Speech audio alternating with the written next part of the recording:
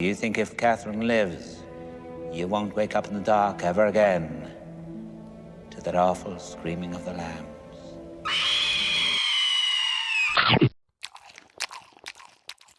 Welcome to Hamburgers and Horror, the home of meat, monsters, and moth larvae in the victims' throats.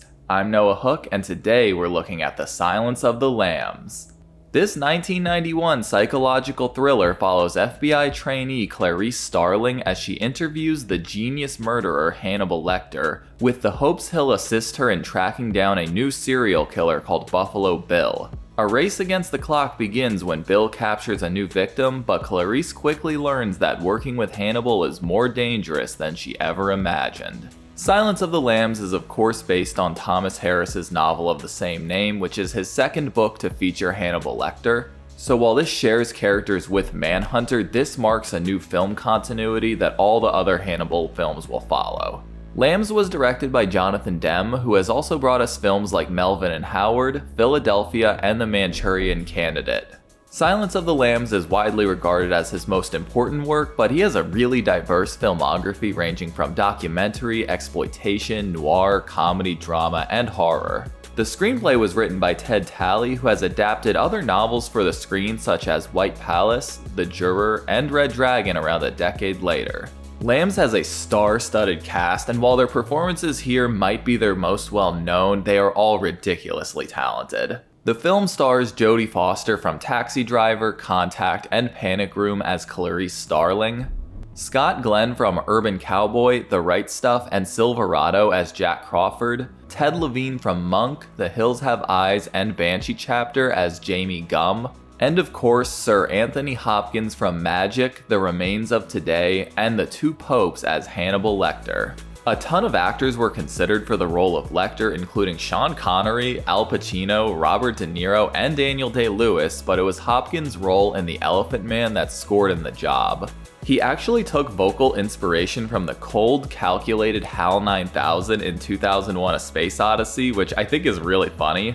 The iconic mask he dons was created by Ed Cubberley, who made custom goalie masks for the NHL. The cinematography was done by one of Demme's frequent collaborators, Tak Fujimoto, who has also shot Pretty in Pink, Ferris Bueller's Day Off, and The Sixth Sense. The score was composed by Howard Stone, who has worked on 6 films with Scorsese, nearly every Cronenberg film, and the Lord of the Rings and the Hobbit trilogies, so yeah, he's pretty important.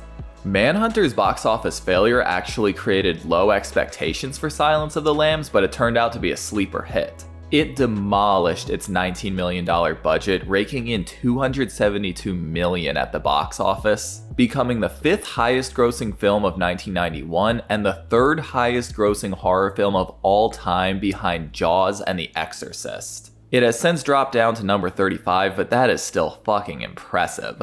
It was loved by critics and audiences alike, with Roger Ebert donning it a horror masterpiece. It won Best Picture, Best Director, Best Actor, Best Actress, and Best Adapted Screenplay at the Academy Awards, as well as many other awards through the years. It is the only horror film to ever win Best Picture, which shows just how far The Silence of the Lambs had to transcend the genre into the public's eye. The film is widely considered one of the most important horror movies of all time, and Foster and Hopkins are cited as 2 of the greatest heroines and villains. It currently has a 96 and 95% on Rotten Tomatoes, so its love has not diminished much in 30 years. There have been some criticisms of the film's depictions of sexuality and gender through the years, but I'll save that for after we go through the breakdown. Speaking of, it's probably time we get into it. Pour yourselves a nice glass of Chianti, folks, because we're watching The Silence of the Lambs. The movie opens in the woods near Quantico, where FBI trainee Clarice Starling is putting in some hustle. She's looking solid during her ascent, and she nails the landing! She's told to meet Jack Crawford, who is the head of the behavioral science unit, and she makes her way over through the hordes of men. She waits for him in his office when she notices a corkboard covered in crime scene photos. The images show women who have had parts of their bodies skinned, and the culprit has been nicknamed Buffalo Bill. Crawford arrives and shares he has an interesting errand for her. Her education in psychology and criminology, as well as her aspirations to work within behavioral sciences, has made her a perfect candidate. The FBI is currently interviewing an array of serial killers to develop psychological profiles for research, and they would like her help with an inmate who has refused to interview. It is Dr. Hannibal the Cannibal Lecter who once preyed upon young women before being captured. Crawford doesn't expect him to talk, but he wants Clarice to notate anything and everything she notices while meeting with Lecter. He gives Clarice every file they have on him, and he expects her report by the following week. She asks why this task is so urgent, wondering if there is a connection between Lecter and Buffalo Bill, but Crawford says there is not. He warns her to be very physically and mentally careful around Lecter, as he can quickly get inside one's head. We meet Dr. Chilton at the Baltimore Hospital for the Criminally Insane, who describes Lecter as a monster and as their most valuable asset. He makes a sleazy pass at Clarice, who politely declines, and he explains that Lecter is far too intelligent for the standard tests they give the usual inmates. He suspects Crawford chose Clarice for this role in order to turn on Hannibal, as she looks a bit like his previous victims. He runs through the many safety precautions, explaining that Lecter once mutilated a nurse, even eating her tongue. Clarice recommends that she meet him alone, as Lecter and Chilton despise each other, and head orderly Barney sends her on her way. She walks by a few creepy, very vulgar inmates and finally reaches the plexiglass cell of Hannibal himself. He immediately realizes that she's working for Crawford and asks to see her credentials, and he is fascinated that Crawford sent a trainee to meet him. He asks about the vulgar, sexist things his neighbor Miggs said to her, and he is able to identify Clarice's face cream just from smell. He shows off his very good drawings and is disappointed when Clarice awkwardly whips out a boring FBI questionnaire. He says Crawford must be very busy hunting Buffalo Bill if he has to send students to do his bidding, and he asks her why she thinks Bill skins his victims. She suspects the skin is a trophy, similar to how Lecter ate pieces of his victims. She hands over the questionnaire, which Lecter finds to be a waste of time. He rails into Clarice, pointing out the West Virginia accent she has tried to hide, and denounces her as a country bumpkin way out of her league. She is shaken and impressed with his deduction and tries to sway him into dissecting himself in the same way. It doesn't go well. A census taker once tried to test me. I ate his liver with some fava beans and a nice Chianti. He sends Clarice away, and nasty-ass Miggs flings some nut at her. This sends the inmates into a frenzy, and Lecter calls Clarice back. He will not fill out the questionnaire, but he suggests that she reach out to an old patient of his named Miss Moffat. This experience has left Clarice shaken, and she thinks back to her rural childhood as she cries by her car. Now we get a montage of Clarice going through various training exercises as she researches Lecter in her free time. Crawford calls Clarice with news that Miggs is dead, as apparently Lecter talked to the inmate into killing himself. He also asks about Miss Moffat, but Clarice has found no record of such a patient. She recalls that Lecter said to look into yourself, and she has identified a self-storage unit by that name in Lecter's hometown. Turns out there is a unit there rented out by a Miss Moffat, and it was prepaid for 10 years. The owner believes this unit hasn't been opened in the 9 years that have already passed, which has also caused the door to rust shut. Clarice whips out her personal jack and cranks the door open enough to crawl through. The unit is chock full of mannequins and other creepy shit, but the true prize is a severed head she finds in the back of a hearse. She returns to Lecter for more information about who is in that jar, but he's more interested in looking over Buffalo Bill's case file. She insists, and he explains the head belongs to a patient named Benjamin Raspail. Lecter assures her that he didn't kill him, he only hid Benny's body when he found it that way. She asks if he was transgender due to the makeup and dress around him, but Lecter says those cosmetic changes were done by whoever killed him. Then Lecter asks if she thinks Crawford fantasizes about her, and when the lights turn on, she sees his drawings are gone. They were taken away after he killed Miggs, and Chilton is also forcing him to watch gospel TV all day every day. Clarice continues asking about the head, and Hannibal wishes he could be moved to a cell with a window far away from Chilton. He hints that the severed head was Buffalo Bill's first victim, and he's willing to help Clarice create a profile on him if she's able to help him. He suggests she cooperate, as Bill is probably already on the hunt for his next victim. Now we jump to Memphis as a young woman named Catherine jams to some Tom Petty. Oh shit, looks like Buffalo Bill's got himself some night vision goggles. Catherine is heading inside when she notices a man struggling to load a couch into his van, and she kindly offers to help. He talks her into getting inside before asking what size she is, and he proceeds to knock her out. He confirms she's a 14 and looks over her back before driving off into the night. A body found in West Virginia looks like a potential Bill victim, and Crawford has requested that Clarice join him at the scene. They've determined that Bill keeps his victims alive for 3 days before shooting, skinning, and dumping them in rivers, but they have no idea why. Clarice believes their killer is a white man in his 30s or 40s who owns a home, based on his victims being white and the privacy necessary to keep his victims captive. He's cautious but compulsive and has gotten too good at what he does to stop now. She also asks Crawford about Lecter's offer to help, which he is considering. This was Jack's goal all along, but if he sent Clarice in with that goal, Lecter would have certainly refused to help. Crawford meets with the local sheriff, leaving Clarice to be ogled at by the good old boys. She watches a funeral, reimagining it as her father's, and she's brought back to look over the corpse. Clarice notates an entrance wound on the sternum, some muzzle stamps, and determines the woman is not local due to her piercings and glittery nail polish. Broken fingernails indicate she tried to crawl away, and when looking at her dental photo, Clarice notices something lodged in the throat.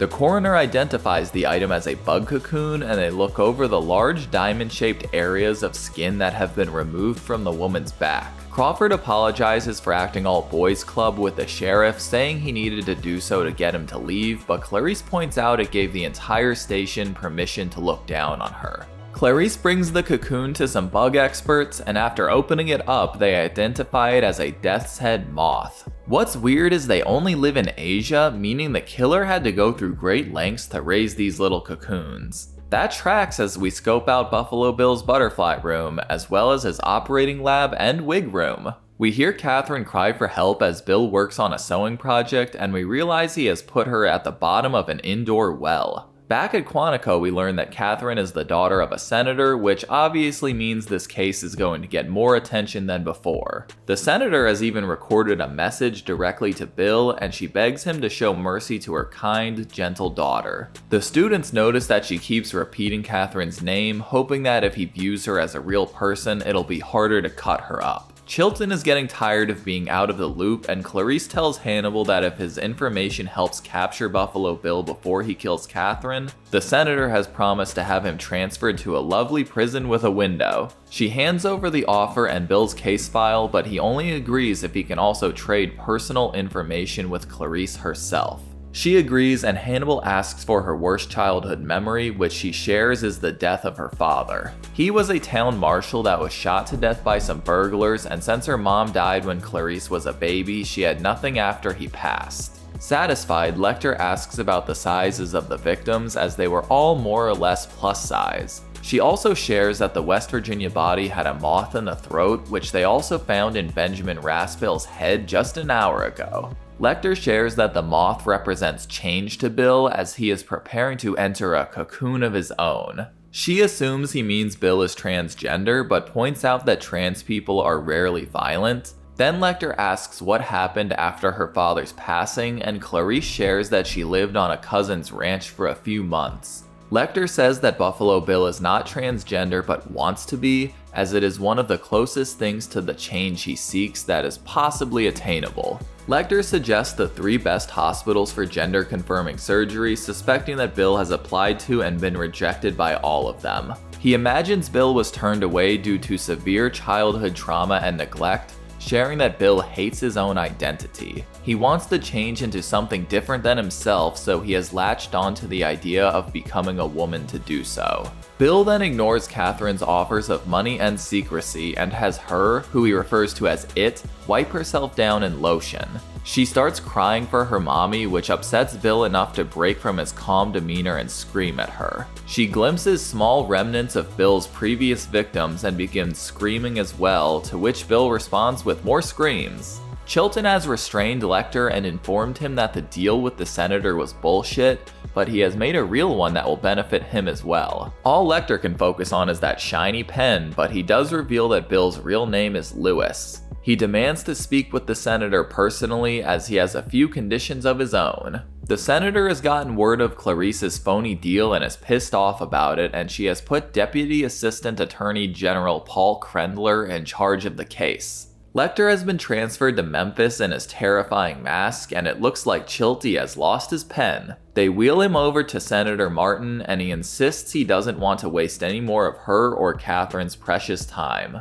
He says the real Buffalo Bill is named Louis Friend, and he was once lovers with his patient Benjamin Raspail before killing him. Then he asks Martin if breastfeeding Catherine toughened her nipples before providing a physical description and Philly as his possible location. Chilton is soaking up the limelight as Clarice checks in to visit Lecter, and she seems to be rearranging Louis Friend's name. They've got him in this ridiculous cage in the middle of a room, and Clarice says she has come on her own with nobody's permission. He commends her for tricking him about the deal, and she shares that she has figured out his latest anagram riddle. She deciphered Louis' Friend into iron sulfide, otherwise known as fool's gold, meaning Lecter gave a phony name. He tells her to look over the case file and consider Buffalo Bill's nature and what needs he is serving by killing. He further explains that Bill covets something, but he wants to know why Clarice left her cousin's ranch. She shares that she ran after being woken up by strange screams in the barn, which were coming from lambs as they were being slaughtered for market.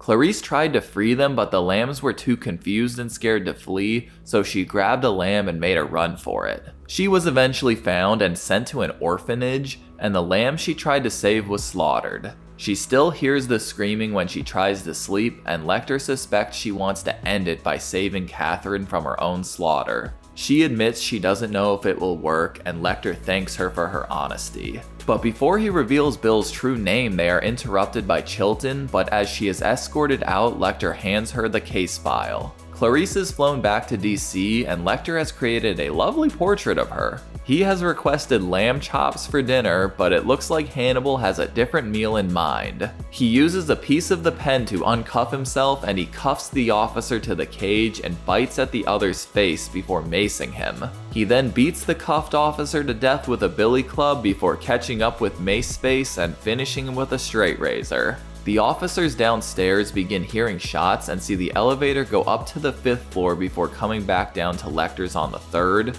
and they make their way upstairs and search for him. All they find is Officer Boyle in an angelic display and Sergeant Pembry in desperate need of medical attention. They start a widespread search for Hannibal as an ambulance is brought in for Pembry, but it looks like something bloody is on top of the elevator. They pause it and open up the doors from above, and they find a motionless, bloody Lecter. They pop him in the leg, which gets no response, and they open the hatch to find a corpse. But it ain't Hannibal's corpse, boys. He was just borrowing Pembry's face until he got on the ambulance. The whole crew was murdered along with some random passerby whose clothes and money were taken by Lecter. Clarice is pretty sure he won't come looking for her out of courtesy, and she wants to focus on identifying Buffalo Bill. How you doing, Bill?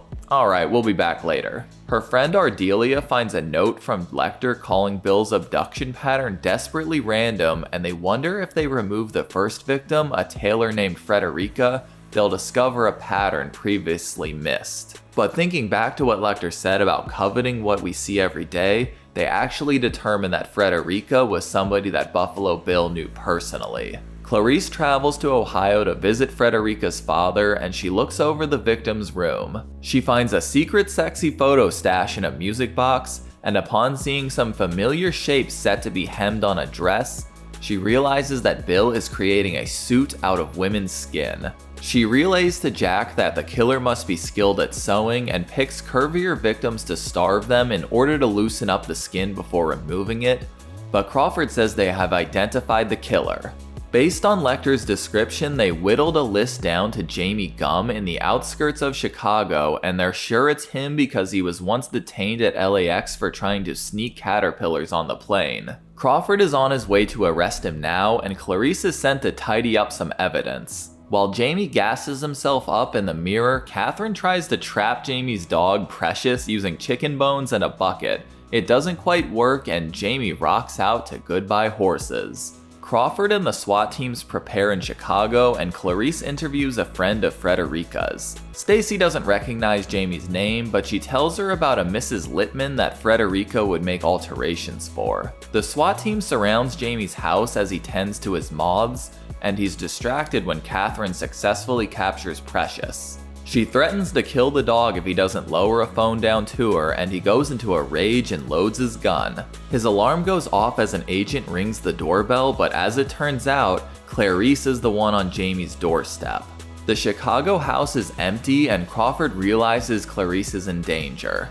Jamie, going by Mr. Gordon, claims to have moved in after Mrs. Littman died, but he has her son's contact information and invites her in. He starts showing a lot of interest in the case, and if Clarice wasn't already onto him, the death's head moth flying around is a dead giveaway. He realizes she's onto him, and Clarice pulls her gun, but Jamie slips into the kitchen and runs downstairs. Clarice cautiously makes her way down through Jamie's bizarre lair and eventually finds Catherine in her subterranean prison. She searches for Jamie through his dark, Nazi memorabilia-filled basement, and she runs into the real Mrs. Littman rotting in the bathtub. The lights cut out and Jamie watches Clarice with his night vision goggles, with him nearly caressing her hair and face. But when he cocks his revolver to shoot her, Clarice whips around and unloads a bunch of shots into Gum, and he quickly dies from his wounds. Crawford and the SWAT team arrive, Catherine and Precious are taken for medical treatment,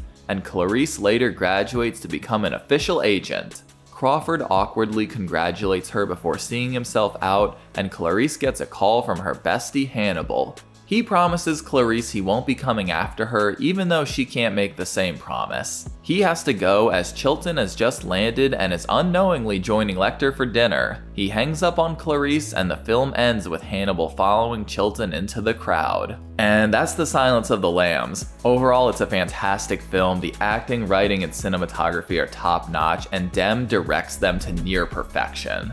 Foster, Hopkins, and Levine give stellar performances that have stood the test of time, as their characters just feel so developed. While Manhunter felt like 70% Will, 20% Dollarhide, and 10% Lecter, Silence of the Lambs really has Clarice and Hannibal going tit for tat at a pretty even pace. Jamie is a somewhat smaller role, but everything he does on screen is so compelling it makes him feel more present than he actually is. This is the role that made Hannibal Lecter a household name. Anthony Hopkins brings so much gravitas to the character. Lecter is so fascinating because of the constant cat and mouse games he likes to play. He pushes Clarice to her breaking point multiple times, but pulls back and provides enough information to keep her around, and continues to push further. And he keeps doing this again and again, and it really pulls back both of them as characters. He lives to manipulate and outsmart his enemies, and he managed to use his cunning mind to escape all by himself. He feels so sinister throughout the film, you never know when he is lying or telling the truth, and more importantly, you never really know why. While Buffalo Bill is killing for these explainable, although deranged reasons, Hannibal is much harder to pin down. He clearly enjoys flexing his mental superiority and enjoys the power dynamic that comes along with that, but he really has no agenda aside from fuck with people and make himself happy. Jamie's horrifying practice is explained more clearly, as he is hoping this skin suit will provide some sort of comfort with his own self-hating identity. Ironically though, we never see Jamie actually don the suit, and the only character to actually wear someone else's skin is Hannibal. This horrifying act was built up as Bill's master plan, but in the hands of Lecter it was a simple means to an end.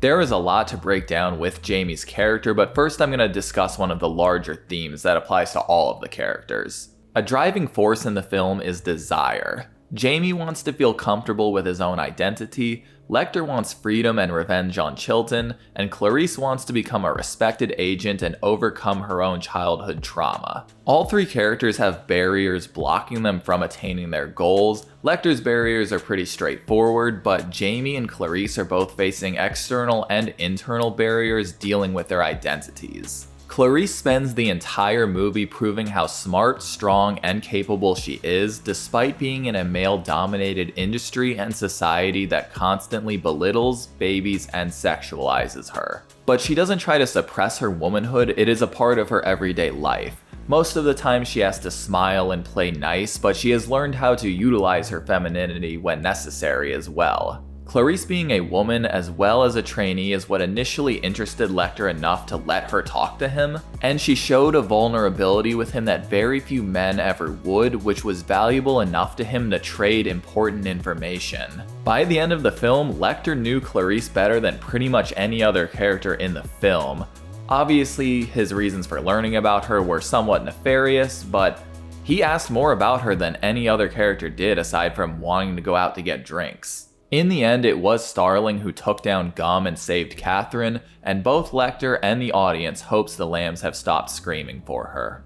Jamie exists somewhere between Hannibal and Clarice as he is both a victim and perpetrator of abuse. Lecter hinted that he's tried to change himself many different times, which is also hinted at by his hodgepodge of very different interests. He's tried being a tailor, growing moth larvae, exploring Nazism, and his latest experiment regards his gender. If Jamie had finished his woman suit, he would have probably been content for a while, but would have eventually regressed back into another self-righteous act of violence. I mentioned earlier that The Silence of the Lambs has been in the hot seat for its depiction of gender and sexuality. Even in 1991, trans people were a big mystery to a large chunk of the country, and for a lot of people this was the first time hearing the word transsexual. Long before film and television provided healthy examples of people outside the cisgender binary, we were given characters like Norman Bates, Angela Baker, and Buffalo Bill. These characters all had severe mental damage and sought out womanhood for a variety of dark reasons, but most of them all had one trait in common. They were men dressed as women, and they were killing people. So this is what a large chunk of the population had to associate with transgender people, and they pretty naturally assumed the group would be a threat. I also talked about this briefly on my review of Sleepaway Camp, but it's important I do so here as well because The Silence of the Lambs was a blockbuster film that had a ton of influence. And yes, Lecter straight up says that Jamie Gum is not transgender, but it doesn't change the fact that for a long time, Buffalo Bill is what people thought of when people use the word transsexual. It is a very complicated subject, especially when dealing with fictional characters, and I want to make it clear that I love The Silence of the Lambs and you should too. It is a fantastic movie and Jamie Gum is a very interesting character. I just wouldn't be able to discuss him without mentioning the influence he's had. But let's not forget that Silence of the Lambs also had a ton of great influence on the horror genre. It really opened the public's eyes at just how good a horror movie can be, it raised the bar for horror scripts, and it flipped the script on what a horror villain can accomplish. Lecter is terrifying long before he ever chomps on a cop, and he showcases that it isn't just brute strength that can scare audiences. We see how dangerous Lecter is not by what he does, but the restraints put in place to prevent him from doing those things again. This film cemented Lecter as a horror icon, and for good reason. The Silence of the Lambs is a dreadful, introspective horror film that stays with you. It reels you in and pushes you away, it fills you with tension and occasionally releases, but it ultimately leaves you with few moments of catharsis through the film. The scariest bad guy got away at the end after all, and it reminds you that there may just be a Lecter on your train, in your store, or in your neighborhood, just waiting for a helpless census taker to knock on their door. Well, I think that's about it. I could talk about this movie for hours, but I gotta cut it off somewhere. It took around a decade for Silence of the Lambs to finally receive a sequel, but first I'll be looking at a patron request. I hope y'all have some leather to wear, because in 2 weeks we'll be looking at Return of the Living Dead. That should be a fun episode. Thank you all for joining me, and an extra thank you to my patrons. As always, I'm Noah Hook, and thanks for watching Hamburgers and Horror. Stay safe out there. Thanks for watching my review of The Silence of the Lambs. If you enjoyed this video, be sure to like and subscribe so you can keep up with all my Hannibal Lecter videos. And if you want to help the channel further, you should check out my Patreon account. You'll be able to vote for future movies and franchises I cover on the channel. Thanks y'all.